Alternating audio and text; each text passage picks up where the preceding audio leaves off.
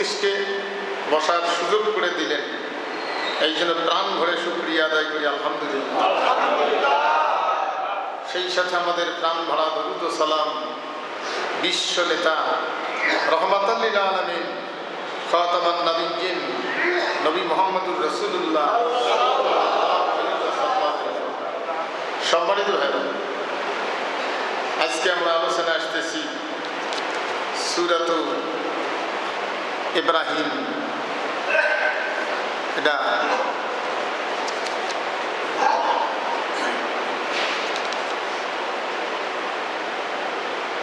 পবিত্র মক্কা ভূমিতে আল্লাহ এই কোরআন নাজিল করেছেন। আয়াত নম্বর হলো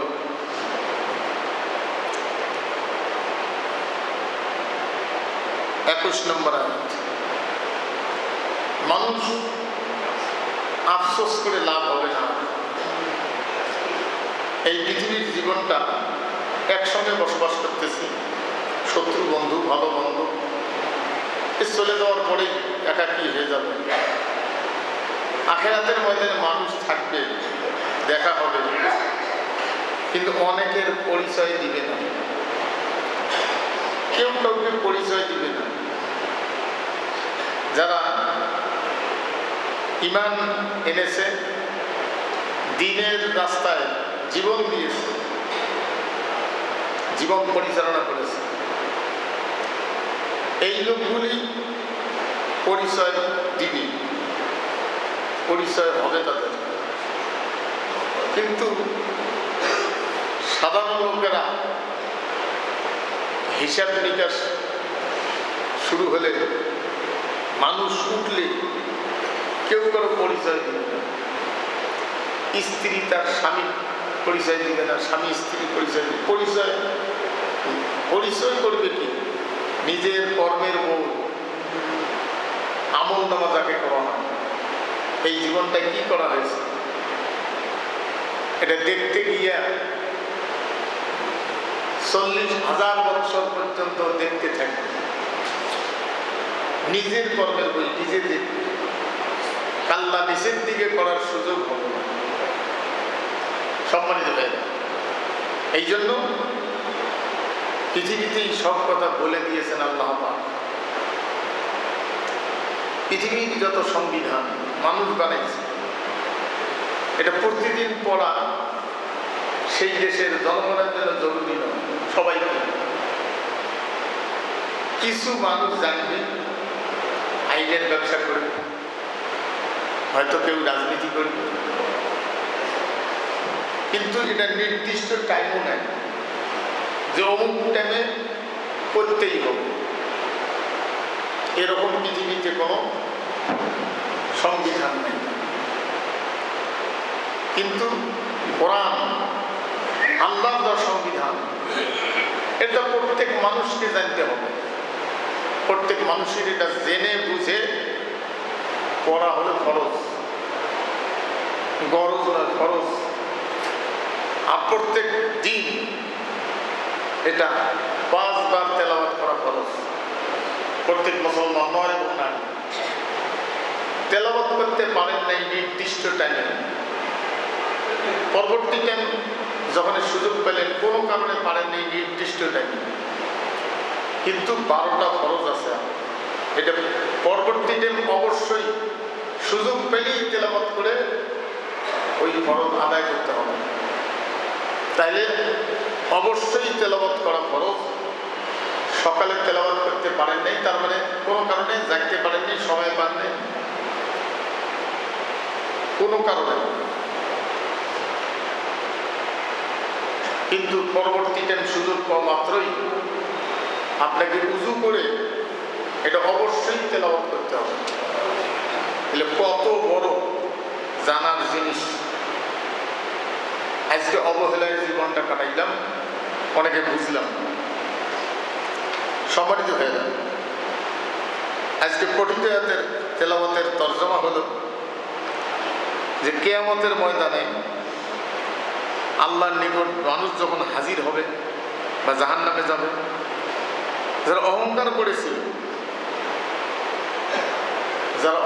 করেছিল, যে কোরআন সংবিধান মানি না, যারা অহংকার করেছিল, আল্লাহর আদর্শের বিরোধী যারা ছিল, এই নেতারা, দুর্বল যারা, তাদের অনুসারী যারা, এরা ওদেরকে গিয়ে বলবে যে আমরা তো দুনিয়ায় তোমাদের কথা শুনছিলাম, তোমাদের কথা আদর্শের পক্ষে আমরা কাজ করেছি, তোমাদের পক্ষে আমরা মারামারি জড়াজড়ি কত কিছু করছি, আমরা ধরা পড়লে তোমরা আমাদেরকে জেল থেকে বাইর করার জন্য চেষ্টা করতে, সরকার না ছাড়লে হরতাল করতে, অবরোধ করতে, সরকারকে বাধ্য করে আমাদেরকে জেল থেকে বাইর করতে। আজকে জাহান্নামের আগুনে জ্বলতেছি,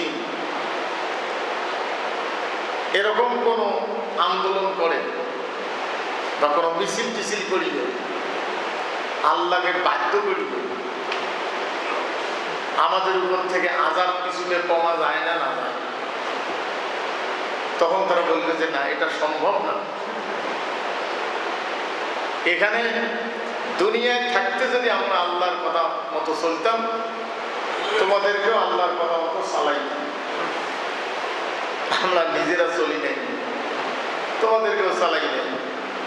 কাজেই আজকে ধৈর্য ধরি আর অধৈর্য হই, পালাবার কোনো জায়গা নেই, ধরা খেয়ে গেছি। সম্মানিত ভাই, তাহলে দুনিয়ায় মানব রচিত আদর্শের রাজনীতি যারা করি, এদের এই জিনিসটা ভালো করে দেখা দরকার। কারণ এই পৃথিবীতে আল্লাহ ছাড়া কারো বিধান মানা যাবে না। সমস্ত নবী রাসূলগণের এটাই দাওয়াত ছিল। সেই জন্য কোরআনুল কারীম প্রত্যেক দিন 5 বার তেলাওয়াত করা ফরজ। যে ছোট ছোট সূরাগুলো দিয়ে নামাজ পড়ি, সেগুলোর অর্থ জানি না। যে ছোট ছোট সূরাগুলো দিয়ে নামাজ পড়ি, এগুলোর তো অর্থ জানি না। এখানে ছোট ছোট সূরাগুলোর মধ্যে একটা সূরা হলো সূরা হুমাযা। এখানে সম্পদের ব্যাপারে আলোচনা করা হয়েছে, অবৈধ সম্পদ। তারপরে আবার আলোচনা করা হয়েছে অহংকার, গীবত, যেটা যার গীবত করা হয়েছে, মক্কি সূরা এটা, যার গীবত করা হয়েছে সেই ব্যক্তির কাছে দিয়ে গীবত মাফ চাইতে হবে। কত বড় শক্ত গুনাহ! একজন মানুষের পিছনে অনুপস্থিতিতে অথবা উপস্থিতিতে তাকে ধিক্কার দেওয়া যাবে না, অনুপস্থিতিতে তার বিরুদ্ধে কোনো মিথ্যা কথা বলিয়ে দুর্বল বানানো যাবে না, গীবত করা যাবে না। সম্মানিত ভাই বোন, ফেরাউন যেগুলো করেছে এই ঘটনাগুলি সত্য। নমরুদ, ওদের আলোচনা করাছেই। তারপরে ফেরাউন মার্কা যত সরকার আসবে, নমরুদ মার্কা, আবু জেহেল মার্কা, এদের সঠিক ঘটনাগুলি মিথ্যা অপবাদ দেওয়া হবে না। সঠিক ঘটনাগুলি জনগণের কাছে তুলে ধরতে হবে। এটা কি বলবো? কিন্তু একজন মানুষ, ভালো হোক আর মন্দ হোক, সে যে কাজটা করে নেই, সে যে দোষে দোষী নয়, সেই দোষে তাকে দোষী সাব্যস্ত করা আর মানুষের কাছে এটার ব্যাপারে প্রচার করা, গীবত গাওয়া, এটা কঠিন অপরাধ। আমরা তো এই সূরাটা নামাজে পড়ি। আল্লাহ রাব্বুল আলামিন জানান, ওয়াইলুল লিকুল্লি হুমাযাতিল লুমাযা, দুর্ভোগ তাদের জন্য, প্রত্যেকের জন্য দুর্ভোগ, যে পিছনে ও সম্মুখে মানুষকে নিন্দা করে, পিছনে গীবত গায়, সামনে নিন্দা করে। তাহলে সামনেও তাকে ধিক্কার দেওয়া যাবে না, অহংকারী কথা বলা যাবে না, মিথ্যা কথা বলিয়ে তাকে দুর্বল বানানো যাবে না, পিছনেও গীবত দেওয়া যাবে না। সম্মানিত ভাই, আপনি যার গীবত গাবেন সেই লোকটা যদি সেই অপরাধী না হন, তাহলে কত বড় গুনাহ হবে। সঙ্গে সঙ্গে আপনার আমলনামার থেকে নেকিগুলি ওর আমলনামায় চলে যাবে। সম্মানিত ভাই, কি অবস্থা! আপনি কষ্ট করে ফজরের নামাজ উজু করছেন, নামাজ পড়ছেন, দান করছেন কষ্টের টাকা, কিন্তু একজনের বিপদ গেছে, তাহলে আপনার আমলনামার থেকে নেকিগুলি ওই লোকের আমলনামায় চলে যাবে। সেই জন্য কিছু কিছু কোরআন হাদিসের জ্ঞানী ব্যক্তি বলছিল যে তোমাদের যদি গীবত গাওয়ার ইচ্ছা থাকে তা বাপ্পার বিরুদ্ধে গাও, যাতে করে নেকিটা বাপ্পা হয়ে পায়। সম্মানিত ভাইগণ, এই জন্য কোরআনুল কারীম আমরা পড়িয়েও বুঝি না। নামাজ পড়ার এই 5 বার তেলাওয়াত করার দরকারটা কি? আপনি দাঁড়িয়ে থাকি হোক বসে থাকি হোক এইটা তেলাওয়াত করবেন, করিয়ে এই কথাগুলি যে আপনি মেনে নিলেন, এর জন্য আপনি সেজদায় যাবেন। সম্মানিত ভাইগণ, সেজদা করবেন, রুকু করবেন কিভাবে, কার সাথে? রুকু যারা করে তাদের সাথে রুকু করবেন। যারা রুকু করে, তাহলে বুঝে যায় রুকুকারীদের সাথে একসাথে রুকু করা, একসাথে সেজদা করা। সেই জন্য আল্লাহ পাক জানাই দিয়েছেন একজন মানুষের ইজ্জতের মূল্য কত। ইয়া আইয়ুহাল্লাযীনা আমানু জতানিবু কাসীরাম মিনাজ জন্নি ইন্না বাদাজ জন্নি ইসমুন ওয়ালা তাজাসসু ওয়ালা ইয়াগতাব বাদুকুম বাদা আইয়ুহিব্বু আহাদুকুম আন ইয়াকুলা লাহমা আখিহি মাইতান ফাকারিহতুমু ওয়াত্তাকুল্লাহা ইন্নাল্লাহা তাওয়াবুর রহিম।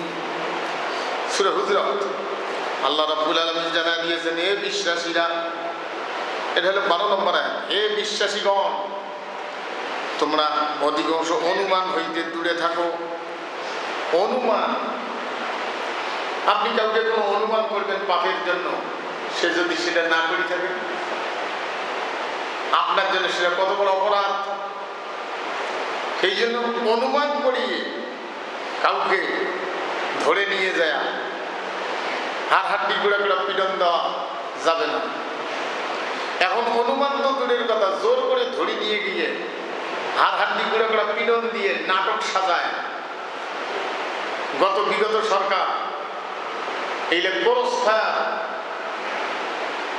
এইলে যাদেরকে দিছিল ঠ্যাং হাত মানে পরে বাঁধে খুলি দিয়ে দৌড়াও, ফাঁকা জায়গা নিয়ে যায়, কিছু বিড়ির গুড়ে মদের বোতল এগুলো কিছু ফেলাই দিয়ে চাদর বিছিয়ে ক্রস ফায়ার বলে দৌড়াও, 2 পাশে ওরাই থাকে, না দৌড়েলে ও তো জানেন ভয়তে মনে হয় দৌড়ে বাঁচলে দৌড়ে অবস্থায় পিছন পাশে গুলি করে।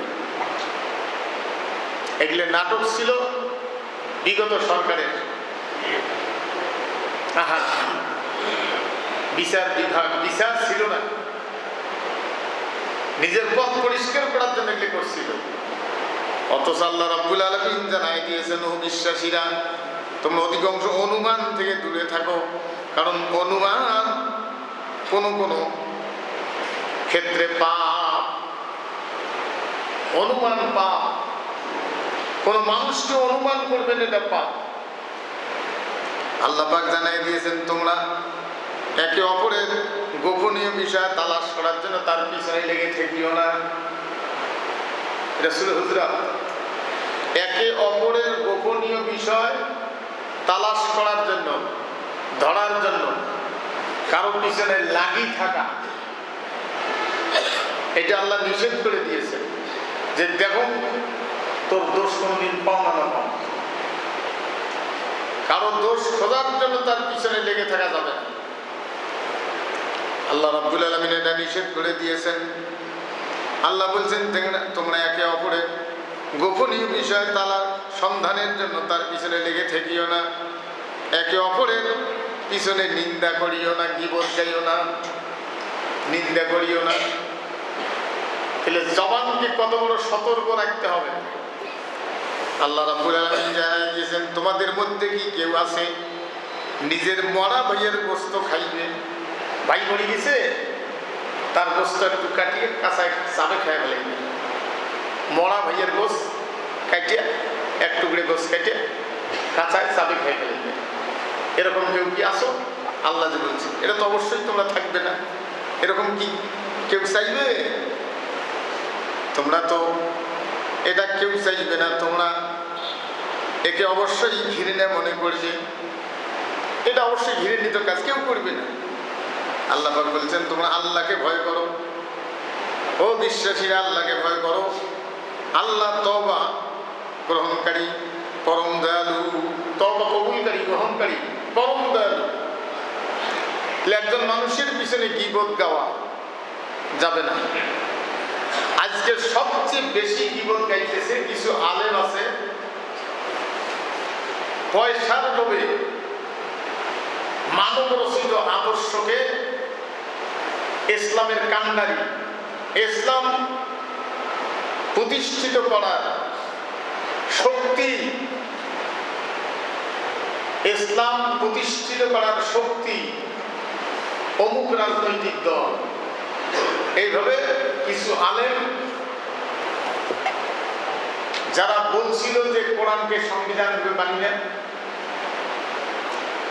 আরো কত কথাবার্তা বলছিল, তাদের পক্ষে চলে গিয়ে কিছু টুপিওয়ালা, কিছু আলেম নামধারী যারা বক্তব্যের মঞ্চে যাদের দীর্ঘদিন পাওয়া গেছে, এখনো পাওয়া যাবে হয়তো সামনে, এরা কোরআন বিরোধীদের সাথে এক হয়েছে।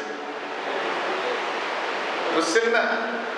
একজনকার একটা গরু, আরেকজনকার একটা গরু দিয়ে দুইজনে আগে হাল বইছে। এগুলো কায়ো গোট হেলা কয়, গোটলা কয়, এক এক জায়গার আঞ্চলিক ভাষা। উইয়ের একটা গরু, উইয়ের একটা গরু দিয়ে উইয়ের একদিন হাল বয়, ইয়ের একদিন হাল বয়। আজকে মৌলবীরা কুফরি শক্তির সাথে এক হয়ে ওদের গরু এর গরু একসাথে রাজনীতি শুরু করছে কিছু মৌলবী। হাইরে দুনিয়া, সম্মানিত ভাইগণ, তাহলে এরা বিভ্রান্তি সৃষ্টি করার জন্য আজকে দেখেন, দোষ গুণে মানুষ দোষ থাকতে পারে, চলার পথে মানুষের দোষ থাকতে পারে, কিন্তু আজকে কোরআনের রাজ কায়েম করার ব্যাপারে জনগণকে বিভ্রান্তি করার জন্য আজকে একটা ইসলামী দলের বিরুদ্ধে অনার্গল গীবত গাইতেছে। এই মসজিদের মেম্বারে বসে অনেক দিন আগে দেলওয়ার হোসেন সাইফি, বলছিলাম আপনাদের, একজন দেলওয়ার হোসেন সাইফি, এটা কুলাঙ্গার একটা বক্তা আছে। এই বক্তা মৌলবী,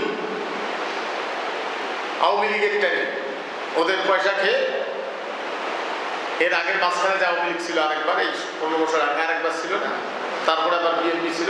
তো সেই সময় এইখানে আমি ওই মাহফিল বদরগঞ্জের দিকে তা যাবার পাইনি, রাস্তাটি ঘুরিয়েছি বৃষ্টি, আমি আর আসি। বক্তব্য দিতে গিয়ে অনার্গল শুধু জামাতের বিরুদ্ধেই বলতেছে, এ ভুল সে ভুল।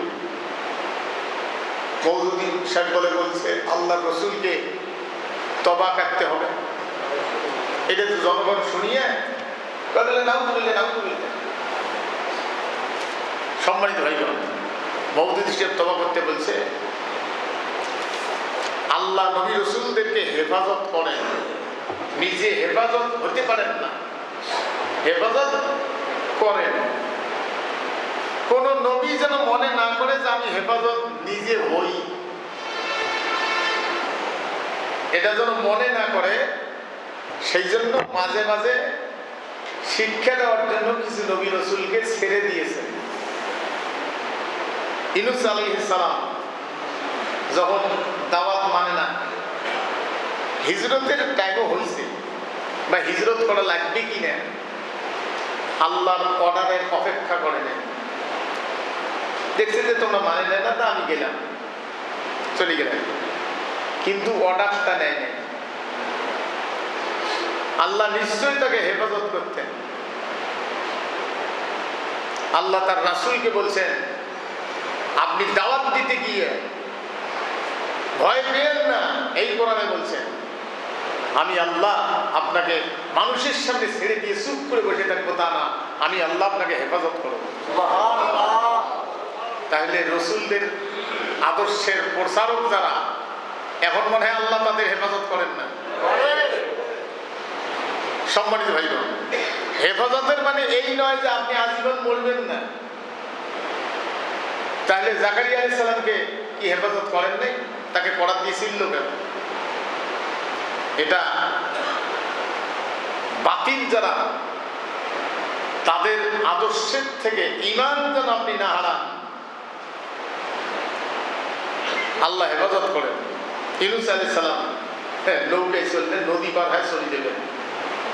বিশাল নদী, যেটার হয়তো একুল উকুল দেখা যায় না।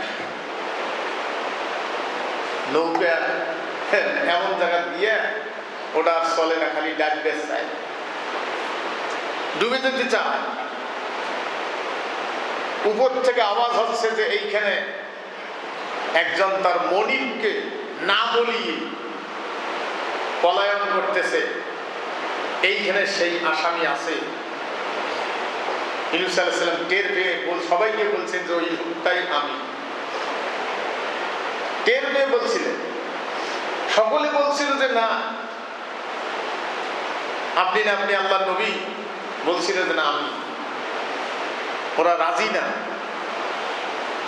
পরে লটারি করছে। ওরা লটারি করে ওনারে নাম উঠে। সম্মানিত ভাইয়া, তাহলে নবীগণকে আল্লাহ হেফাজত করেন। কোনো কোনো সময় নবীগণকে যেন এরকম মনে না করে যে আমরা নিজেরা নিজকে হেফাজত করতেছি,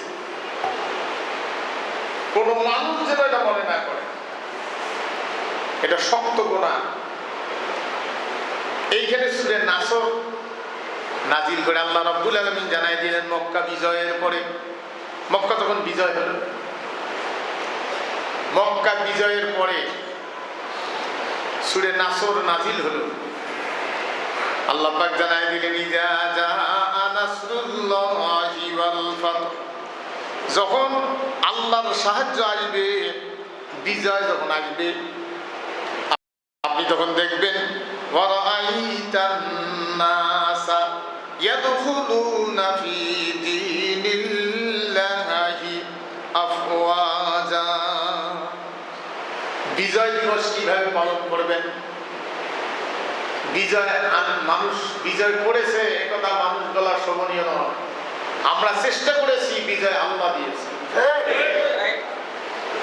সম্মানিত ভাইগণ, আল্লাহ রাব্বুল আলামিন জানান, তার পরিচয় তুমি দেখবে, তার প্রমাণ দেখবে। মানুষ দলে দলে আল্লাহর দ্বীনে প্রবেশ করতেছে, আল্লাহর আদর্শের পক্ষে মানুষ চলে আসতেছে দলে দলে। এটা তুমি বিজয় দেখবে, বিজয়ের প্রমাণ দেখবে। তখন তোমার কাজ কি? তখন তুমি কি করবে? বিজয়ের পরে তোমার কাজ হলো ফাসাব্বিহ বিহামদি রাব্বিকা ওয়াস্তাগফির। তখন তুমি তোমার প্রতিপালকের প্রশংসা করবে, পবিত্রতা ঘোষণা করবে, মহিমা ঘোষণা করবে এবং তার নিকট ক্ষমা প্রার্থনা করবে। ক্ষমা চাবে, কারণ যুদ্ধ পরিচালনা করতে গিয়া, এত সব কিছু করতে গিয়া কোনো ভুলও তো হইতে পারে। এখন রাসূল সাল্লাল্লাহু আলাইহি ওয়াসাল্লামের কোনো কাজ ভুল নাই, কোন কাজ তিনি ভুল দেখাই দিয়ে গেছেন এরকম নাই। বাস্তব কোরআন। যদি এটা ইচ্ছে করি করতেন, ইচ্ছে করি করছেন আল্লাহর অনুমতি না নিয়ে, কোন জায়গায় ইচ্ছে করি করছেন? তাবুকের যুদ্ধে যখন লোক পাঠাবেন, নিজে যাবেন। তাবুকের যুদ্ধে নিজে যাবেন। অবস্থাটা কি ছিল? এক যুদ্ধের থেকে আসিয়ে মোটরসাইকেল তো হুড় করে ব্রেক করা যায়, কিন্তু ঘোড়া কিন্তু হুড় করে ব্রেক করে না। আমরা ছোট থাকতে ঘোড়ার প্রচলন বেশি ছিল। বেটির বাড়ি আসিয়াও ঘোড়া তো দেখবে যে ঘোড়া চলে আসছে, তো ঘোড়া আসিয়া বেটির বাড়ি আসিয়াও ওর উঠানের মধ্যে খুলির মধ্যে যেটাকে বাইরের উঠান এদের মধ্যে কিছু দূর ঘোড়াটাকে কয়েকবার ঘুরে তো ঘুরাইয়া ঘোড়ার যে একটা হাতশ্রেণী আছে হেরসা ধ্বনি দৌড়িতে গিয়ে শ্বাস প্রশ্বাস যে ধরে দিচ্ছিল এটা কন্ট্রোলে নিয়ে আসার পরে আস্তে থামাইয়া বাঁধিয়ে আসতো থামাইলে হঠাৎ করে এসে ঘোড়া থামাইলে ঘোড়ার হার্ট অ্যাটাক হওয়ার সম্ভাবনা থাকে। সম্মানিত ভাই, তা এই ঘোড়া যুদ্ধের থেকে নিয়ে এসছে একদল নামছে, আর একদল ঘোড়া ঘুরাচ্ছে। আনুগত্য কারে কয়? দাসত্ব কারে কয়? কুল ইন কুনতুম তুহিব্বুনাল্লাহ ফাত্তাবিউনি ইউহিব্বুকুমুল্লাহ ওয়া ইয়াগফির লাকুম যুনুবাকুম ওয়াল্লাহু গাফুরুর রহিম। ও নবী, দুনিয়ার মানুষকে আপনি বলে দেন, তোমরা যদি আল্লাহর মহব্বত পাইতে চাও তাহলে ফাত্তাবিউনি, আমার আদর্শ গ্রহণ করো, আমাকে মহব্বত করো। এটা নয় মহব্বত করি মানি না, আমার ফাত্তাবিউনি, আমার আদর্শ গ্রহণ করো। কোথায়? মসজিদে, বাইরে নয়। কোথায় গ্রহণ করবো?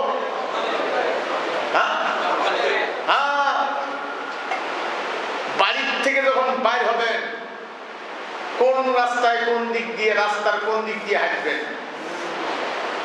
আপনি পায়খানা করবেন কিভাবে, বাথরুমে ঢুকবেন কোন পা দিয়ে, মসজিদে ঢুকবেন কোন পা দিয়ে, বাইর হবেন কোন পা দিয়ে, বাথরুম থেকে বাইর হবেন কোন পা দিয়ে, আপনি খাবেন কোন হাত দিয়ে, পেশাব কোন জায়গায় করবেন কোন জায়গায় করবেন না, কোন দিকে করবেন, বাতাসের গতি যদি একদিকে থাকে।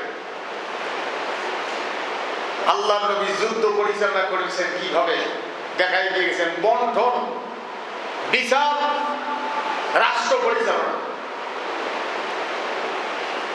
এমন কোন বিষয়ে বাদ নাই যে বিষয় কোরআন থেকে রাসূল প্র্যাকটিক্যাল করে দেখান নাই। আল্লাহ রাব্বুল আলামিন জানায় দিয়েছেন, দুনিয়ার মানুষকে চ্যালেঞ্জ দিয়ে বলছেন, গ্যারান্টি দিয়ে বলছেন, ওয়ালাউ তাকাওয়ালা আলাইনা বাদাল আকাবিল লা আখাযনা মিনহু বিল ইয়ামিন সুম্মা লাকাতানা মিনহুল ওয়াতিন। আমার রাসূল যদি এই কোরআন বলতে গিয়ে একটা শব্দ কমাইতো অথবা বাড়াইতো, তোমাদেরকে লাগতো না। প্র্যাকটিক্যাল করতে গিয়া কমবা যদি বলতো, তোমাদেরকে লাগতো না। আমি আমার রাসূলের ডান হাতের বগড়া চেপে ধরতাম, আর যে কণ্ঠ দিয়া তোমাদের শোনা হয় এই কণ্ঠ আমি আল্লাহ নিজ হাতে কেটে দিতাম। তাহলে রাসূলের প্রত্যেকটা কাজ আল্লাহর দ্বারা নির্দেশিত, নির্দেশ অনুযায়ী তিনি করে দেখাই দিয়ে গেছেন। সামান্যতম তার তৈরি করা কিছু এখানে ঢুকেন নাই, আর আল্লাহ যা আদেশ করেছেন এখান থেকে কোনোটা কমও করেন নাই। আল্লাহ নিজে গ্যারান্টি দিয়েছেন। এমন কোন আদর্শ আছে রাজনীতির ময়দানে, এমন কোন মৌলবি আছে তার তরিকার ময়দানে, বুঝছেন না? এরকম গ্যারান্টি দেওয়া, যত সব আছে সব তাদের তৈরি করা। সম্মানিত ভাই,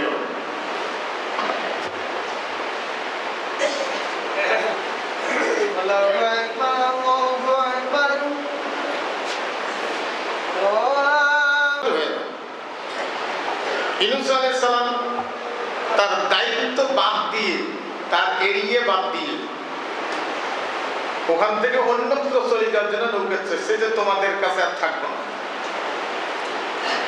কিন্তু নবীজির হিজরত, তিনি তো বিশ্ব নবী, তারপরে মক্কা থেকে হিজরত করতে গিয়ে আল্লাহর অর্ডার ছাড়া হিজরত করেন। এখন নবীজির দায়িত্ব এই যে ঘোড়াগুলি আসছে আনুগত্যকারী করে। যুদ্ধের থেকে আসার পরে বাচ্চা কাচ্চা দেখার মন কার চায় না। ফ্যামিলির লোকদের সাথে কথা বলা, তাদের কি অবস্থা, তার দেখার কোনো টাইম নেই। অনেক চাহিদা আছে, খাদ্য চাহিদা, দৈহিক চাহিদা, অনেক কিছুই আছে। আল্লাহ বললেন তোমরা যারা ঘোড়ার থেকে নামছো ঘোড়ার উপরে চড়ো, যারা ঘোরাচ্ছ তারা নামিও না, যারা আসতেছ তারাও নামিও না। এই মুহূর্তে তাবুকের ময়দানে যেতে হবে, এই মুহূর্তে যাওয়া লাগবে। সাহাবায়ে কেরামগণ আল্লাহর নবীর কাছে এরকম কোন আপত্তি পেশ করলেন না, যাতে একটু বাচ্চা কাচ্চা দেখে আসি। দিন কায়েম কি এমনি হয়েছে? সম্মানিত ভাইগণ, বাংলাদেশে যত রাজনৈতিক দল আছে তার মধ্যে ইসলামী দলের ভিতরে একটা ক্যাডার ভিত্তিক দল আছে, আছে না? কি সেটা? জামাত ইসলাম। আর বাম পৃথিবীতে মানবরচিত আইনের যত দল আছে তার মধ্যে আল্লাহ বিরোধী যত দল আছে তার মধ্যে একটা দল আছে ক্যাডার ভিত্তিক, সেটা কি? কমিউনিস্ট। পৃথিবীতে দুইটা দল ক্যাডার ভিত্তিক। হঠাৎ করে এসে নেতা হওয়ার পায় না, আর হঠাৎ করে আসিয়া কোনো ওই দলও ঢুকতে পায় না, যতই বড় হন কর্মী হওয়া লাগবে। অনেক জায়গায় গিয়ে আমি শুনি যে লোকটা অমুক দল থেকে নিযুক্ত করছে, তা সে লোকটার সাথে মানুষের বেশি বনে না। কেন? চোরকড়ি খায় বলে না, তা খায় না।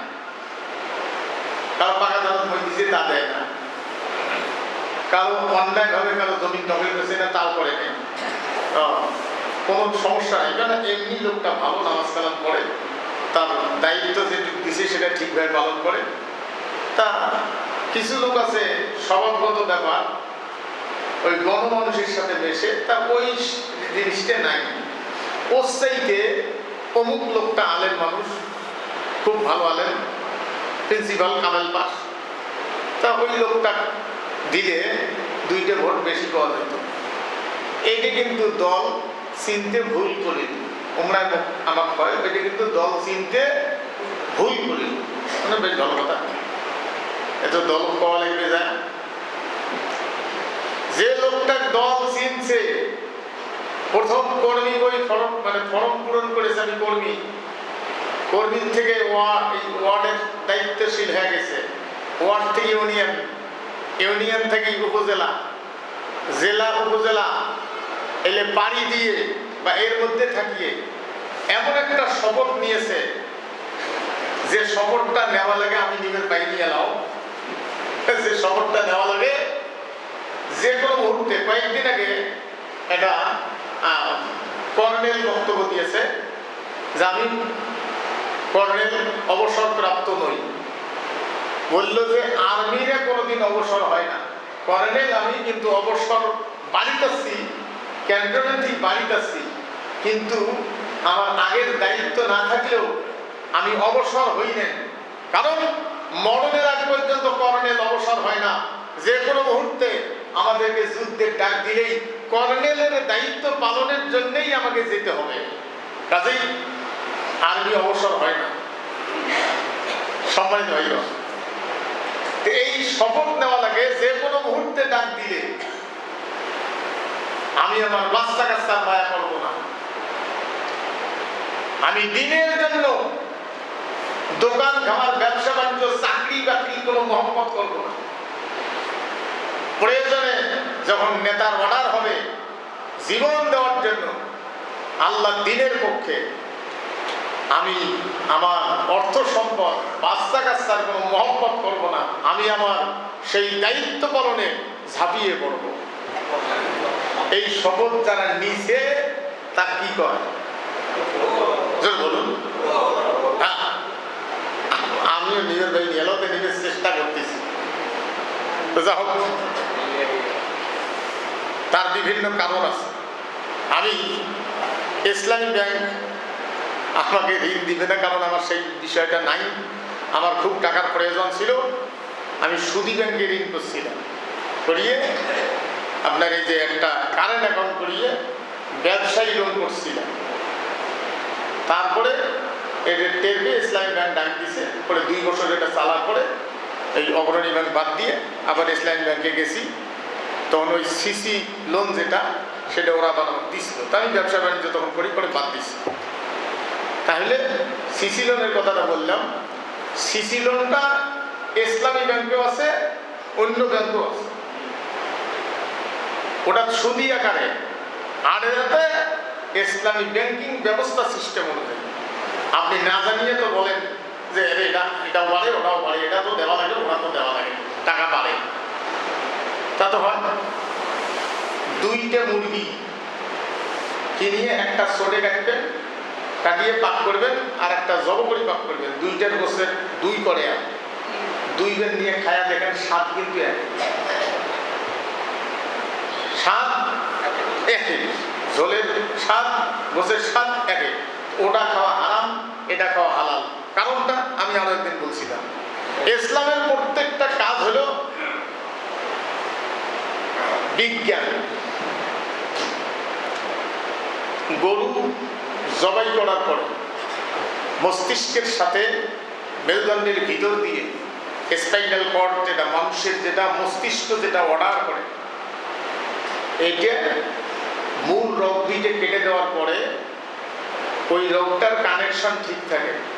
মস্তিষ্ক বারবার হার্টকে বলে রক্ত পাঠাও, রক্ত পাঠাও, রক্ত পাঠাও, সেই জন্য বারবার পাম্প করিয়ে রক্তগুলো বাইর করিয়ে দেয়। দিলে হারামটা বাইরে হয়ে গেল। যত হারাম আছে তার মধ্যে সবচেয়ে বড় হারামটা হলো রক্ত।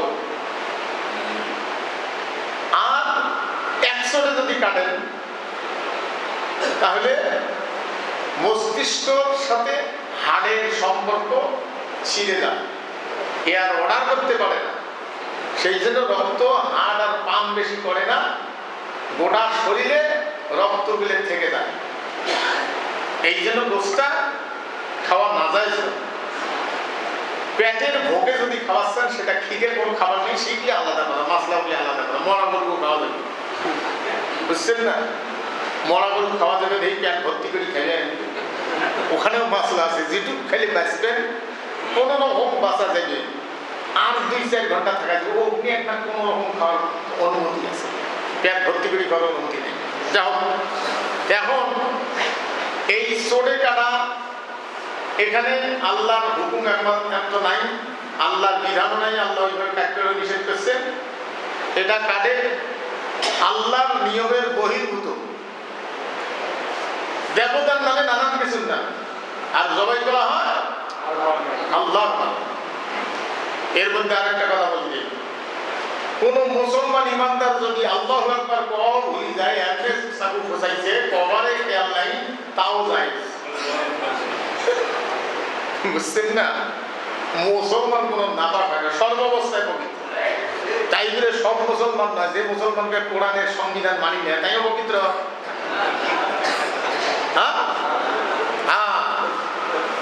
সম্মানিত ভাই বোন, তাই ইসলামী ব্যাংক আমরা তো বুঝি নাই, সুদের 70টা গোনা আছে।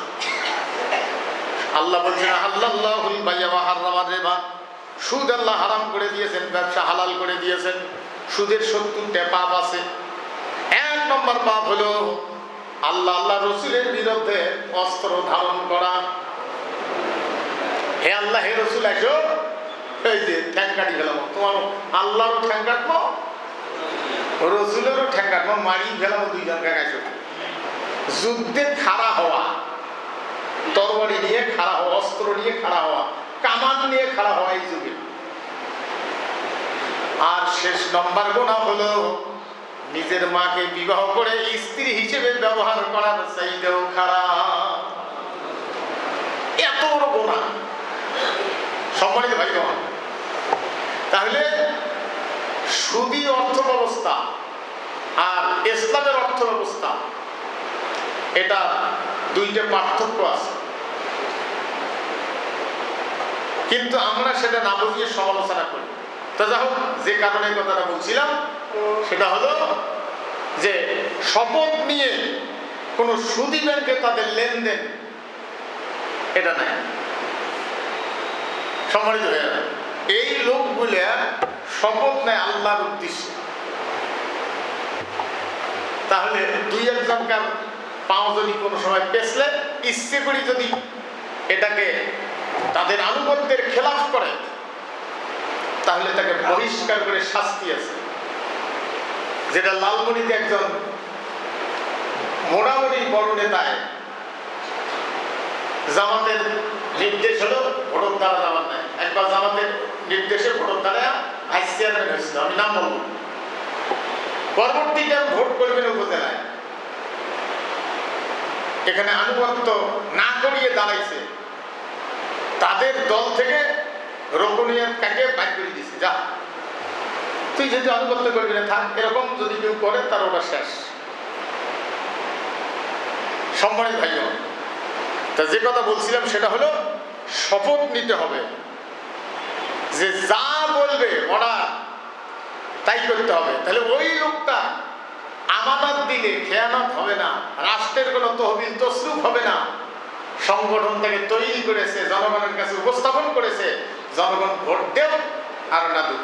কিন্তু যাকে আপনি মনে করছেন তাকে তো সংগঠন পরীক্ষা করেনি, ভালো আলেম হতে পারে, কিন্তু তাকে গেলে যে খায়া ফেলবার নাই তার কি মানে আছে? সেই জন্য দল থেকে নিযুক্ত করবে, ওইটাই নিজ থেকে মন্তব্য দল কোনো অনুমোদন করে না। আর একটা কথা, সিদ্ধান্ত নিতে গিয়ে সুরের বৈঠক যখন বসে ইসলামী দলে, কোন ইসলামী দলে, তাই অমুক ইসলামী দল আমি বলবো না, কাফের বেঈমানদের বিরুদ্ধে, আল্লাহ বিরোধী শক্তির বিরুদ্ধে লড়াইয়ের জন্য, ময়দানে টিকে থাকার জন্য কোন সিদ্ধান্ত যদি বসে, আজ যদি সিদ্ধান্তে কোনো ভুলও হয় তবুও আল্লাহ সেটা ইবাদত হিসেবে মাফ করে দিবেন, কবুল করবেন। কারণ সিদ্ধান্ত তো মানুষের হতে পারে, তাই বলে ভুল হবে না তা বলবো না, ভুলও তো হতে পারে। আলোচনায় ছিলাম যে আল্লাহ রসুল তাদেরকে বললেন ঘোড়ার থেকে নামা যাবে না, এই মুহূর্তে যাওয়া লাগবে। কিন্তু মুনাফিক কিছু ছিল, মুনাফিকেরা যুদ্ধে যাবে না, না যাওয়ার জন্য কৌশল করলো যে আমরা যুদ্ধে যাব না, কারণ ফসল কাটার টাইম হয়ে গেছে, খেজুর সংগ্রহ করার, ফসল তোলা কৃষি, তারা কৃষি ফসল হলে খেজুর, খেজুর এটা কখন কি করি, আমরা যাবো না। আর একজন আসি বললো যে আমার মেয়েগুলো খুব লোক, কোন যুদ্ধ ওই কুমারগুলের মেয়েগুলো দেখলে এমনি সামলি করে বল, মানে এরকম বদ একটা আছে। সম্মানিত ভাইগণ, আল্লাহ নবী ওই মুহূর্তে যদি তাদের ফায়সালায় যায় বিচারে, তিনি যে একজন মানুষ, কুল ইন্নামা আনা বাশারুম মিসলুকুম ইউহা ইলাইকা আন্নামা ইলাহুকুম ইউহা ইলাইয়া আন্নামা ইলাহুকুম ইলাহুম ওয়াহিদ ফামান কানা ইয়ারজু লিকা রাব্বিহি ফালইয়ামাল আমালান সালিহান ওয়া লা ইউশরিক বিইবাদাতি রাব্বিহি আহাদা। হে রাসূল, আপনি পরিষ্কার করে বলে দেন, হে দুনিয়ার মানুষ, আমি তোমাদের মতোই একজন মানুষ, আনা বাশারুম মিসলুকুম, আমি তোমাদের মতোই একজন মানুষ, অন্য কিছু ধারণা করিও না। সম্মানিত ভাই বোন, আল্লাহ রসুল যখন তাদেরকে বললেন ঠিক আছে, না যান নাই, কারণ যাওয়ার দেরি হচ্ছে। অবশ্য ওখানে গিয়ে যুদ্ধ হয়নি, আরো কারণ ছিল, অতগুলো আজকে বলবো, এরকম টাইম হবে না। যে কথাটা বলবো সেটা হলো, ওই মুহূর্তে ওই লোকগুলো, নবী রসুল যুদ্ধে না যাওয়ার চিন্তা করেন না, যুদ্ধে যাচ্ছেন। এই মুহূর্তে কিছু মুনাফিক যুদ্ধে না যাওয়ার জন্য আপত্তি করছিল, আমরা এই কারণে যাবার নেই। আল্লাহ রসুল তাকে বললেন ঠিক আছে আমার দিকে দেখেন, এসি ছাড়া আছে তো ওগুলো না ছাড়েন, এসি তো ছাড়া আছে। অনেক লোকদেরই কন্ট্রোল হচ্ছে না, ফ্যানও ছাড়বেন এসিও ছাড়বেন, অনেক বিল এসে শোষায় নানান কিছু। আর আমাদের লাইনটা একটু দূর থেকে আসার কারণে এসি চাইলে ফ্যান চাইলে লাইনটার একটু কন্ট্রোল হয়, মাঝে মাঝে ডিসকানেক্ট হয়, ওটা ঠিক করা লাগে, ডবল কানেকশন করে। তো মনে কিছু নেই, এসি ছাড়া আছে, এসি ছাড়া আছে না? হ্যাঁ হ্যাঁ, একটু কষ্ট করেন। এসি হয়তো আরো বেশি দেওয়া লাগতো, তা যেটুকুন দিচ্ছে শক্তি অনুযায়ী শুক্রিয়া। তা আলোচনায় ছিলাম যে আল্লাহর নবী কথাটা বুঝবেন। এই জায়গাটা যুদ্ধে যাচ্ছে আল্লাহর কাছে, দিনের দায়ী হিসেবে যুদ্ধে যাচ্ছে, যুদ্ধ পরিচালনা করবে। তা ওরা না যাওয়ার চায়, মন খারাপ, রাগ ছিল, কিন্তু ওই সময় ওই ওদের পিছনে টাইম খরচ করা সময় নাই। রাসূল বলছেন ঠিক আছে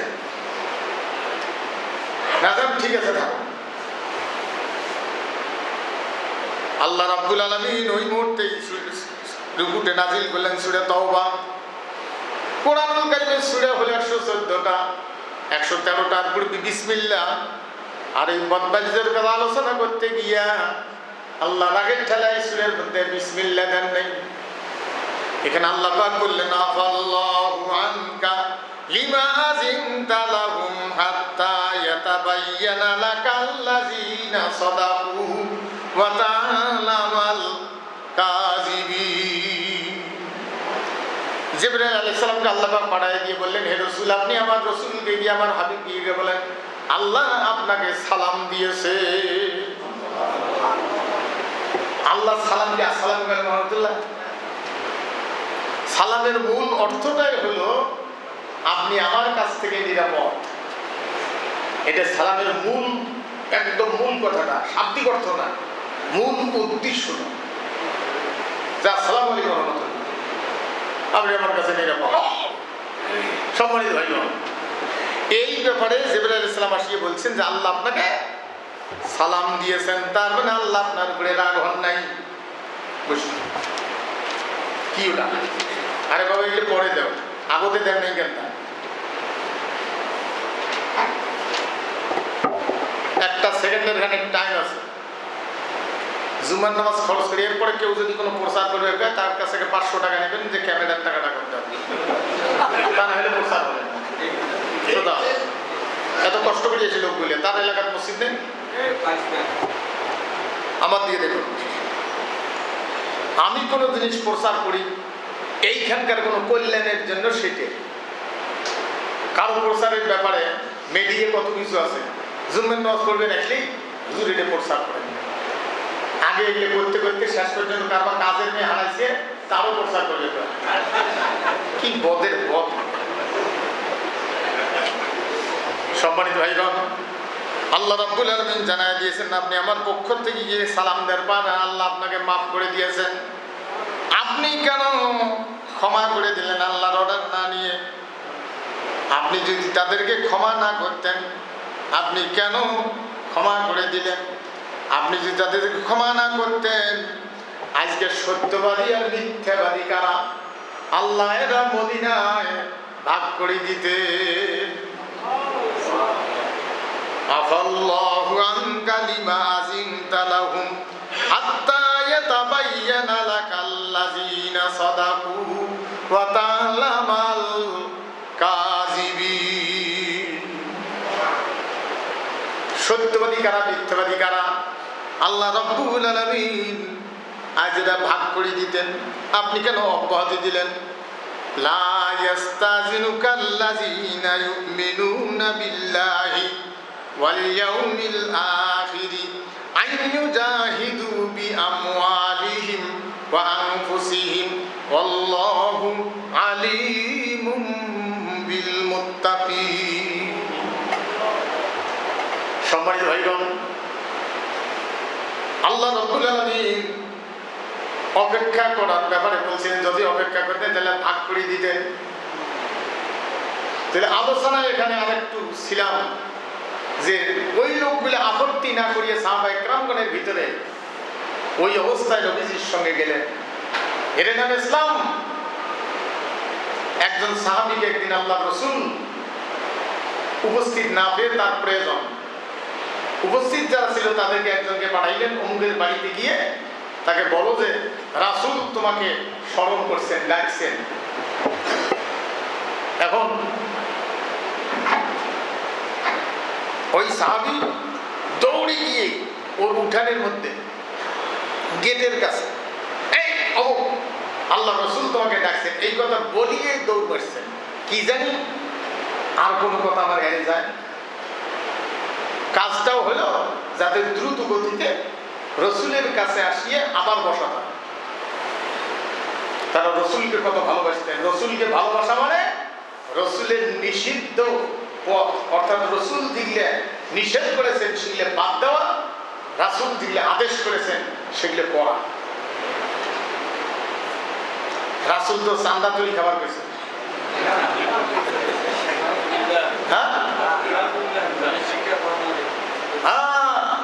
তারাও বলে মুসলমান। কি বদের বদ দিলে, যারা চান্দাখোর তারা মুসলমান নয়, রসুলের উম্মত নয়, এগুলো ধান্দাবাজ মুসলমান। বুঝছেন না?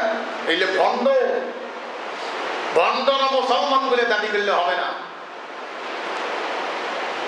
সম্মানিত ভাইগণ, ওই সাহাবী যাকে ডাকতে পাঠাইছে সে তো দৌড়ে আসলো, আর যাকে ডাকছে সে ওর কানের মধ্যে কথাটা যখন পৌঁছে গেছে, ওই সাহাবী স্ত্রী সহবাসে কেবল শুরু। আমি জানার জন্য বলতেছি, ওই অবস্থায় উঠি মাসছে দৌড়, দেরি করে। এত পৃথিবীতে মানুষ বাড়ি করে কেন, টাকা কামাই করে কেন, এত কিছু করে কেন?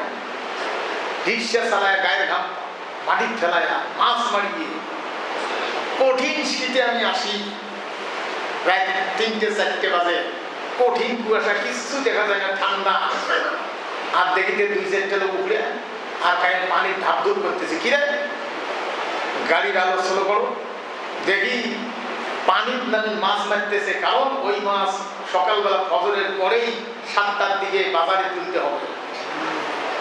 কঠিন শীত, উজু করবে পাইলে ভয়তে খালি নাকর পানি দিয়ে টেস্ট করি, সকালবেলা সে উজু করে এসে নাকর পানি দিয়ে টেস্ট করি যে কতটা ঠান্ডা। হায় রে দুনিয়া। সম্মানিত ভাইজন, ওই সাহাবী মানে এত সব কষ্ট করার কারণ, আপনি স্ত্রীর সঙ্গে একটু ঘুমাবেন,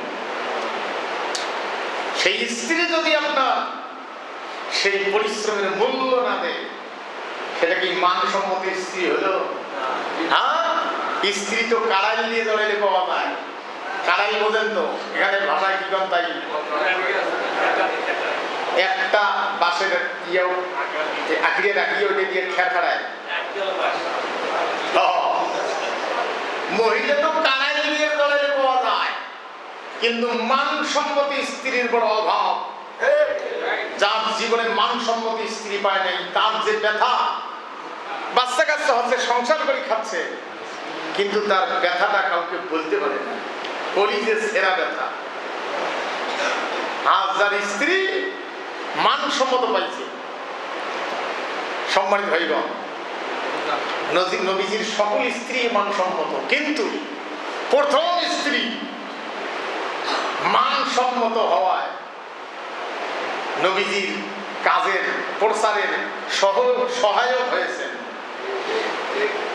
সেই জন্য আল্লাহ নবী মদিনার জীবনে গিয়ে একদিন আম্মা জানা আয়েশা রাদিয়াল্লাহু আনহা দেখতেছেন বিছানায় নেই, আল্লাহর নবী পাশে খোঁজ করে দেখে নবীজি বিছানার পাশে নামাজ পড়িয়ে রাসূল দোয়া করতেছেন আল্লাহর কাছে, তাহাজ্জুদ করি।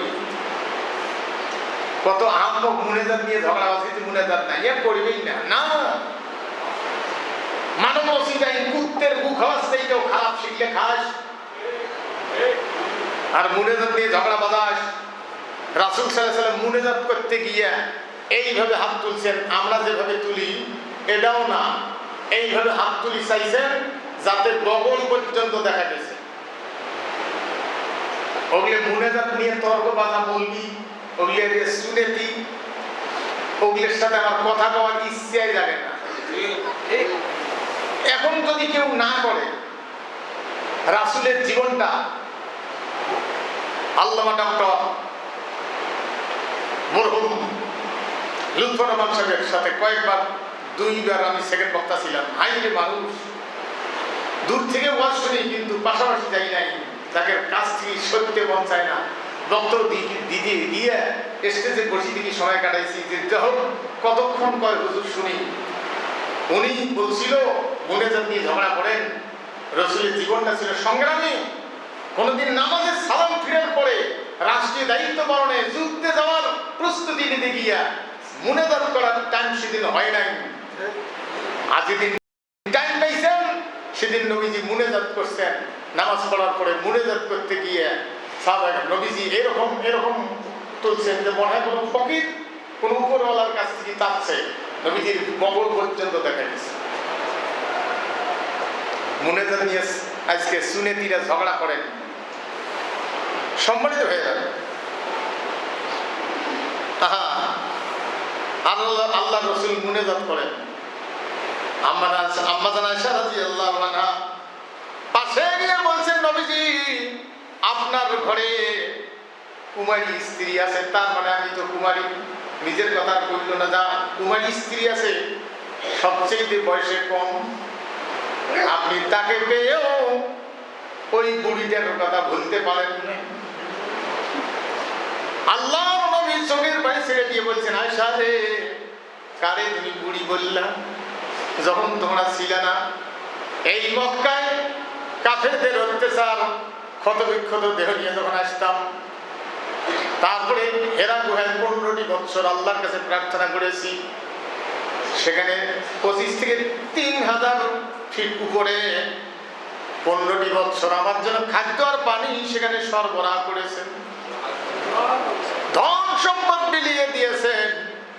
দুইটা লোক মক্কায় রসুলের সবচেয়ে বড় শক্তি যোগাইতেন, একটা হলো আম্মা জান খাদিজা রাদিয়াল্লাহু আনহা, আর একটা হলো আবু তালেব, তার চাচা। আবু তালেব সবাইকে হুঁশিয়ার করে দিয়েছেন, আমি আমার ভাতিজার গায়ে যদি কেউ হাত দাও তাহলে সমস্যা আছে। তিনি ছিলেন ইসলামী মূল্যবোধের সরকার, কিন্তু ইসলাম কবুল করেননি।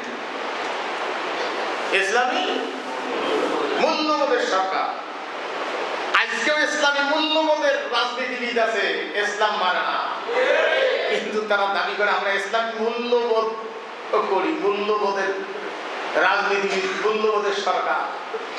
তোমরা হয়তো আবু তালেবের অংশ। আবু তালেব কইছে, ভাতিজা বুঝি সব, কিন্তু দলটা শেষ করলে মানুষে কি বুঝি। এমন লোক আছে রাজনীতিবিদ মাঝে মাঝে কোরআন বিরোধী কথাবার্তা বলে। সে বলছিল যে জামাতে ইসলাম যেটা কি 53 বছর আগে নাকি কত বছর আগে যুদ্ধ হলো, যেটা বুঝছে সেটা আমরা এখন নিয়ে বুঝলাম। আমি যদি তখন বুঝতাম তো যুদ্ধই করতাম না, যে দেশ স্বাধীন হওয়ার পরে আরেকজনের পদতলে যাবে, আরেকজনের কড়াইতে যাবে, এটা আমরা করতাম না। এটা বলছে বঙ্গবীর কাদের সিদ্দিকী, বলেন শোনেন না কেউ? ইসলামী মূল্যবোধ আছে, বুঝছে, কিন্তু শেষ করতে মানসি কি করি। আর দুনিয়া আবু তালেব মারা যাওয়ার পরে আম্মা জান খাদিজা রাদিয়াল্লাহু আনহা দুনিয়া থেকে বিদায় হওয়ার পরে এই দুইটা লোক মক্কা থেকে বিদায় হওয়ার কারণে নবীজির আর মক্কায় থাকার পরিবেশ হইল না। আল্লাহ বলেন, আয়সা রে, কারে তুমি বুড়ি বললা, আর কোনোদিন বলিও না, তোমরা তো আমার সুখের দিনের স্ত্রী। আমার তখন দুর্দিন ছিল, মক্কার এই পরিবেশে আমার কত বিক্ষত দেহ নিয়ে বাড়ি ফেরা লাগতো। তখন তার জীবন যৌবন ঘুম হারাম করে দিয়া, তার সম্পদ দিয়া, যাবতীয় দিক দিয়া আমাকে হেল্প করেছেন সেই দুর্দিনের খাদিজা। আমি এলাম কিয়ামতের মাঠেও ভুলতে পারবো না। সম্মানিত ভাইগণ, তাহলে কষ্টের কারণটা কি? স্ত্রীর জন্য কষ্ট করি, সন্তানের জন্য কষ্ট করি। এই জন্য সন্তানের মহব্বত করা যাবে না, স্ত্রীর মহব্বত করা যাবে না যদি জীবন দেওয়ার প্রয়োজন হয়, জীবন দেওয়ার যদি প্রয়োজন হয়। সেই জন্য আল্লাহ রাব্বুল আলামিন জানায় দিয়েছেন, আফাল্লাহু আনকা লিমা আযিনতা লাহুম হাত্তা ইয়াতাবায়্যানা লাকাল্লাযীনা সাদাকু ওয়া তা'লামাল কাযিবিন। আপনি কেন মুনাফিক মানে যারা এদেরকে অব্যাহতি দিলেন? আপনি অব্যাহতি দিয়েছেন, আল্লাহ মানছে, কিন্তু অব্যাহতি যদি না দিতেন, আল্লাহ আজকে মদিনার মধ্যে ইমানদার কারা, মুনাফিক কারা, আজকে বেঈমান ইমানদারের মধ্যে যারা নাম কষ্টে ইমানদার, এই মুনাফিকদেরকে, মিথ্যাবাদীদেরকে আল্লাহ রাব্বুল আলামিন ভাগ করে দিতে। সম্মানিত ভাইগণ, তাহলে প্রয়োজনে স্ত্রী মায়া ত্যাগ করতে হবে যদি দিনের প্রয়োজন, দিনের খাতিরে হয়। এরকম কয়জন আছে লোক তৈরি করা। সম্মানিত ভাইগণ, আজকে সেই আলেমদের ভিতরে কিছু আলেম বিভ্রান্তি ছড়ার জন্য পয়সার বিনিময় মানবরচিত আইনকে সমর্থন দিয়ে বলতেছে যে ইসলাম রক্ষা করার জন্য আজকে অমুক দলটাই সবচেয়ে বড় দায়িত্বশীল, যাদের কাছে ইসলাম নেই। এটা একজন টুপিওয়ালার কাছ থেকে যদি বাইর হয়, একজন বক্তার কাছ থেকে যদি বাইর হয়, একজন মৌলবীর কাছ থেকে যদি বাইর হয়, তাহলে এরা কম টাকা খাইছে, কম দুনিয়া নবী। সম্মানিত ভাইরা, এই জন্য কোরআনুল কারীম পড়তে হবে, বুঝতে হবে। আমরা আলোচনায় ছিলাম, আল্লাহ রাব্বুল আলামিন জানান, ওয়াইলুল লিকুল্লি হুমাযাতিল লুমাযা আল্লাযী জামাআ মালান ওয়া আদ্দাদা ইয়াহসাবু আন্না মালাহু আখলাদা কাল্লা লা ইউনবাযান্না ফিল হুতামা ওয়া মা আদরাকা মাল হুতামা নারুল্লাহিল মুকাদাতুল্লাতী তাত্তালিউ আলাল আফইদা ইন্নাহা আলাইহিম মুসাদাতুন ফি আমাদিন মুমাদ্দাদা। সম্মানিত ভাইগণ, আজকে যারা ভুল থাকতে পারে মানুষের, মওদুদী সাহেবের বিরুদ্ধে গীবত গাও, তোমরা আখেরাতে কি করিবা? সবচেয়ে বাংলাদেশে বেশি গীবত এখনো গাওয়া হচ্ছে গোলাম আজম সাহেবের বিরুদ্ধে। গোলাম আজম সাহেব যে রাজনীতি, আল্লাহর আদর্শের যে রাজনীতির ব্যাখ্যা বিশ্লেষণ জনগণকে বুঝিয়ে দিয়েছে, ট্রেনিং দিয়েছে, তৈরি করেছে, দল রেখে গেছে। আজকের সমস্ত মানব রচিত আদর্শের পাঁচটা গোলাম দল যতগুলি আছে, তাদের মোকাবিলায় তারা দাঁড়াইতে পারে, আর সবাই এখন তাদেরকে হিসাব করে। বলে আমরা যদি এটা করি তাহলে জামাত কি করবি, একবার পাবো না না পাবো। আর সেই দলের বিরুদ্ধে আসিয়া কয় বলে রসুলকে বলে ইস্তেগফার করতে বলছে। যখন মক্কা বিজয় হলো, আল্লাহ পাক তার রাসূলকে বললেন, ফাসাব্বিহ বিহামদি রাব্বিকা ওয়াস্তাগফিরহু। দায়িত্ব পালন যখন হবে, বিজয় যখন আসবে, তখন তার প্রমাণ দেখবে দলে দলে লোক আসতেছে। তখন আল্লাহর প্রশংসার সাথে কর্মের মধ্যে কোনো ভুল হলো নাকি, এই জন্য আল্লাহর কাছে ইস্তেগফার করবে, তওবা করবে। ইন্নাহু কানা তাওয়াবা। এইখানে বসে আহাম্মক জানোয়ার বক্তা সাইফি, দেলওয়ার হোসেন সাইফি এই মাইকিং যখন করছে, তখন মানুষ তো মাইকিং শুনতে সাইদি একে মসজিদ ভর্তি হয়েছিল। বলে সাইদি না সাইফি আসি এইটা কইছে যে নবীজি তবা কাকে কইছে। তা কয়েকটা ছেলে দাঁড়াইছিল, শিবিরের কয়েকটা ছেলে ছিল দাঁড়াইছে। পরে ওরা ভয়তে বাকি অনুসারীরা ওনা ঘিরিয়ে মাদক নিয়ে গেছে। বুঝছেন না? আপনার কইলেই আপনি বিশ্বাস করলেন। আপনি সূরাটা জানবেন না, আপনি সূরা দিয়ে নামাজ পড়েন না। আপনি নিজের যদি কোরআন হাতে দিয়ে বলা হয় যে আপনি এটা তর্জমা করেন, তাফসীর করেন, তখন আপনি কি করেন? ব্যাখ্যা দেন। তখন আপনি কি ব্যাখ্যা দিবেন? মিথ্যুকেরা ওয়াজ করে হারাম করে না, বাতিল শক্তির পাঁচটা গোলামেরা টাকা খাওয়ার জন্য। আর মূর্খ নামাজি, মূর্খ টুপিয়া আরো শুরু করে নাউযুবিল্লাহ। বাংলাদেশে আর একজন হেলিকপ্টার চলবে এক বক্তা, তাইও এই কথা বলছিল। আর কাজে মুক্তি তবা করে গেছে, তাইও এই কথা বলছে। আর মূর্খ শ্রোতা নাউযুবিল্লাহ, আস্তাগফিরুল্লাহ, নাউযুবিল্লাহ। আমার সামনে আসি ক তুই হেলিকপ্টার চলে আসি না রকেটে চলে আসি, আমার সামনে আসি ক আমি শ্রোতা থাকলে দাঁত ফেলা চড়ে দিলাম। এমনি নয়। হুশটা কোরআন কি বলছে? মানুষের গীবত গায়া তুই কথা দিয়ে পয়সা কামাই করি খাস, ইসলামের শত্রু। সম্মানিত ভাই, এখানে আল্লাহ পাক বলছেন দুর্ভোগ তাদের প্রত্যেকের জন্য যারা মানুষের সামনে গীবত গায়, অহংকার করে, পিছনে নিন্দে করে। গীবত গায়, পিছনে তার বিরুদ্ধে কথাবার্তা বলে। তাদের একটা চরিত্র আছে, আল্লাযী জামা মালান ওয়া আদ্দাদা, শর্ত জমায় এবং সেটা বারবার বলে। অর্থ জমায় বারবার বলে, অন্যায়ভাবে অর্থ জমা, মানুষের হক চুরি করে, বিল্ডিং করে, বাড়ি করে। একজন নেতা হওয়ার পরে, একজন মন্ত্রী হওয়ার পরে কি হল? ঢাকার 3 তলা বাড়ি 4টে, কি হল? রংপুরের বাড়ি 5টা, অমুক জায়গার বাড়ি, তাও শেষ হয় নাই, বিদেশ হতে পারে। কি চুরিকে করছে? হ্যাঁ, চুরি করি খেয়া আজীবন বাঁচি একটা পাবো।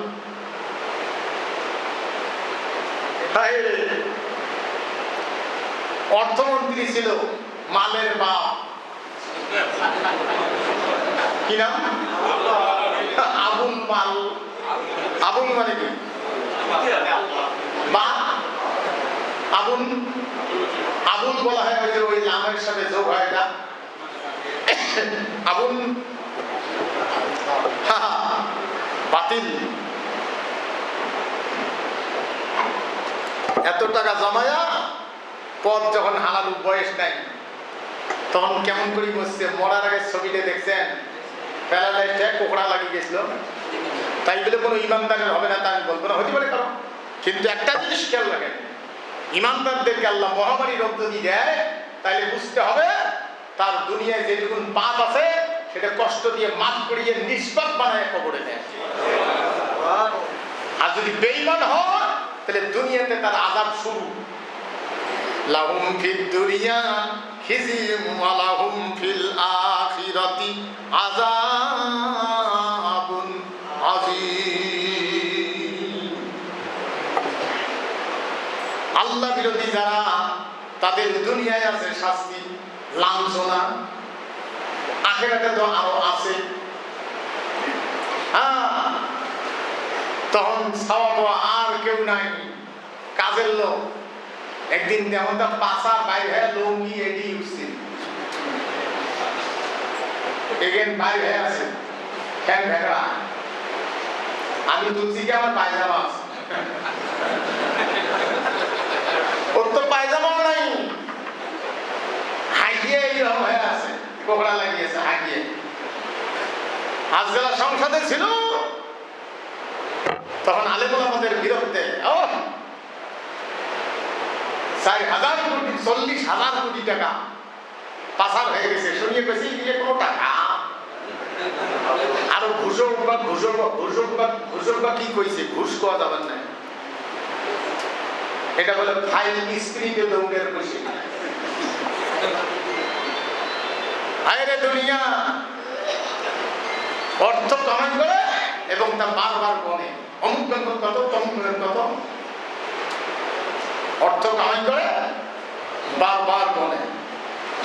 আল্লাহ পাক জানাই দিয়েছেন তার ধারণা হলো ইয়াহসাবু আন্না মালাহু আখলাদা, সে মনে করে তার টাকা পয়সা তাকে অমর করিয়ে রাখবে, কোনদিন তাকে মরতে হবে না। টাকা পয়সা অমর করে রাখবে।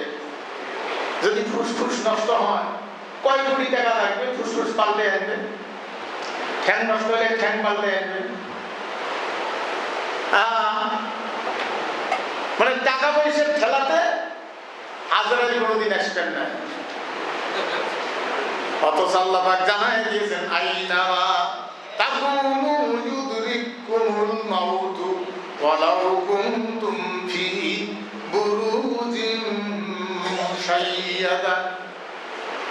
এমন শক্ত জিনিসের ভিতরে যদি ঢোকো যেটা বন্ডিং করলেও ফাটবে না, অক্সিজেন ঢুকবে না, পিঁপড়েও ঢুকবে না, এমন শক্তিশালী জিনিসের ভিতরে যদি ঢুকে থাকো, সময় হলে মৃত্যু গিয়া সেখানে দেখা করবেই,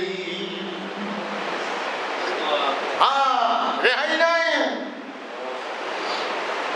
হায়রে দুনিয়া, সম্মানিত ভাইগণ, আল্লাহ পাক জানায় দিয়েছেন ইয়াহসাবু আন্না মালাহু আখলাদা, সে ধারণা করে আমার অর্থ তাকে অমর করে রাখবে। কাল্লা, এই ধারণা তোমার ঠিক নয়, কখনো নয়। লাইহুম বাজান্না ফিল হুতামা, অবশ্যই হুতামার মধ্যে নিক্ষিপ্ত হবে। জাহান্নামের একটা নাম হলো হুতামা। আল্লাহর জান্নাত আছে 7টা, জাহান্নামও 7টা, সাদ্দাদের বেহেশত নিয়ে 8টা হয়েছে। আরে ছোটবেলায় এগুলো শুনছি আমরা, আর মনে করছি হয় বুঝি, পরে পড়ি দেখি কি ভুল অবস্থা শুনছি রে। দুনিয়া সাদ্দাত একটা বানায় ওদের নাম দিচ্ছে বেহেশত, বুঝছেন না? কিন্তু আল্লাহ ঢুকতে দিবেন না, ঘোড়ার একটা ভিতরে একটা বাড়িয়ে, বুঝছেন না? নাইনটা ধরেছে আজরাইল এসছে, নাম বলে নাইন করে একটা ভিতরে একটা বাইরে। আল্লাহ রাব্বুল আলামিন জানাই দিয়েছেন আল্লাহ লাহুম বাযান্না ফিল হুতামা ওয়া মা আদরাকা মাল হুতামা। তুমি কি জানো হুতামা কাকে কয়? হুতামা কোন জিনিস? নবীজিকে কোরআন জিজ্ঞেস করেছে।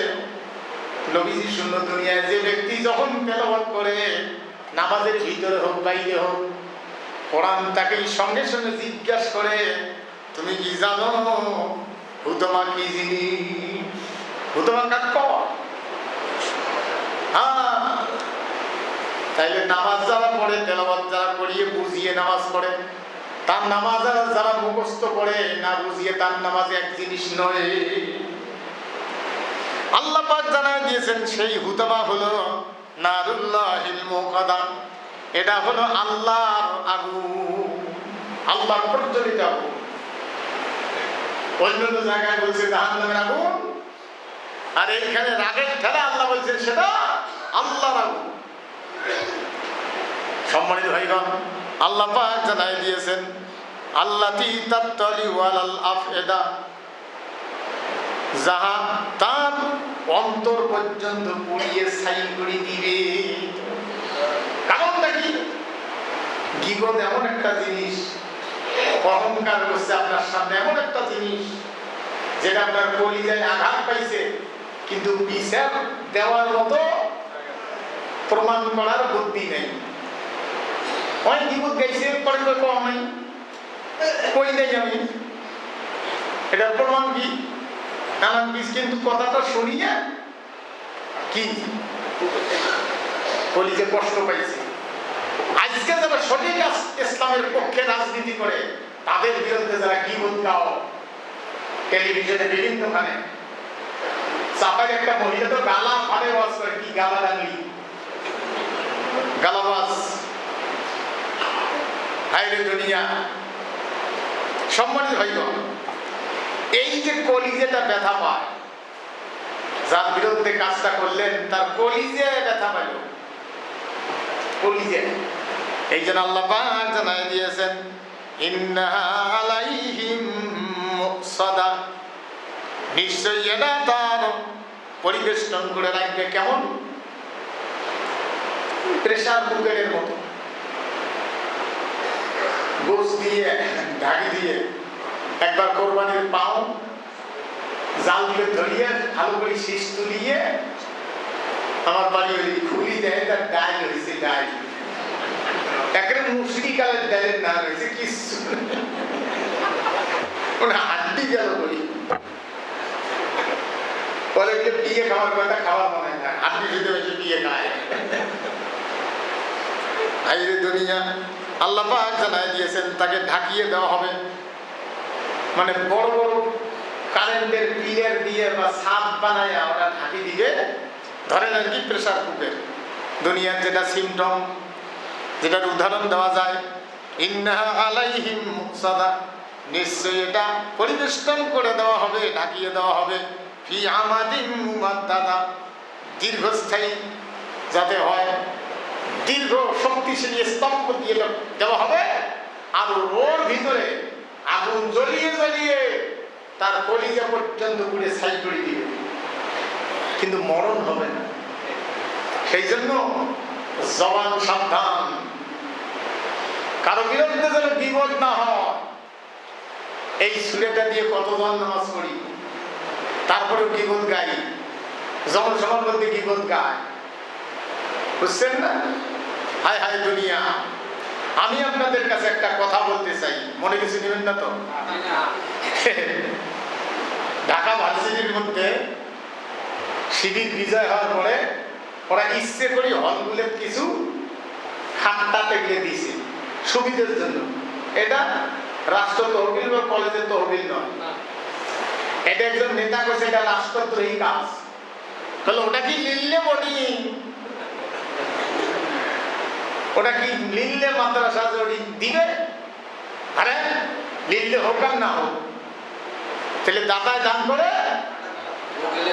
বকিলের পড়ান ফাটায়। আমার মন চাইছে দুইটা সিঙ্গেল খাট স্টিলের নিয়ে এখন ছোট টেরাকোট সাজেয়া টার্মিনাল কেন্দ্রীয় বাস স্ট্যান্ডের জাল মসজিদের মুক্তাদিদের পক্ষ থেকে ওই ঢাকা ভার্সিটির ছাত্রদের দুইটা খাট উপহার, একেবারে ফুল ফুল দিয়ে সাজেয়া ব্যানার দিয়ে ওকে দুইটা খাট পাঠিয়ে দিলাম ভাই, কিন্তু মোট টাকা নেই। একে গোডাল বাড়ি একটা লোক পাঠিয়ে দিলাম, যায় একে মানুষজন দেখে কিসের ট্রাক ঢাকা ভার্সিটি তমুকের পাশ থেকে 2 টাকা খাট দেওয়া হচ্ছে। এখন তারপরে কি করে, তা আপনারা ইচ্ছে করলে কাজটা করা গেলে 2 খাটার মতো আসলে সংসদে গাড়ি ভাড়া শুনতে না 20,000 টাকা খরচ হবে। যদি আপনারা করেন টাকা বেশি করে 1020 টাকা ম্যানেজ করেন, করিয়ে ট্রাক সাজিয়া তারপরে শুক্রবার এটি দিয়ে 2 খাট ব্যানার দিয়ে একটা ফুলের মালা দিয়ে এটি সাজে দেবো। ওই অন্তর পড়া নেতা এখন কি কর আপনার সাইডে করলাম হয়, করবেন আপনারা, করবেন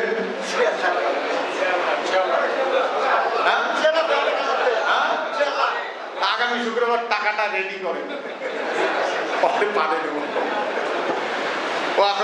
আলহামদুলিল্লাহ।